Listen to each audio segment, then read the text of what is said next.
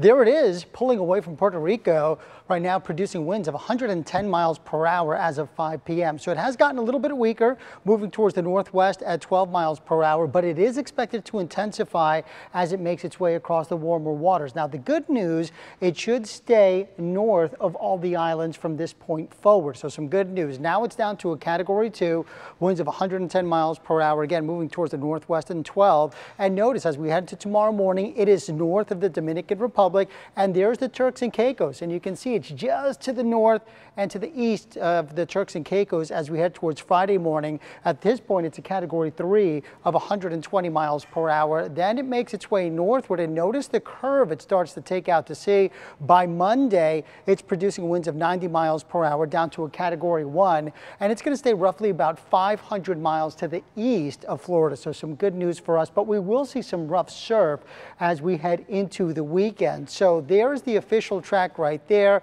And then after that, some of the longer range models do bring it a little bit closer to the Carolinas before it starts to kick on out to sea. But at least it will stay well east of us, and it doesn't look like it will make direct impact on the islands from this point moving forward.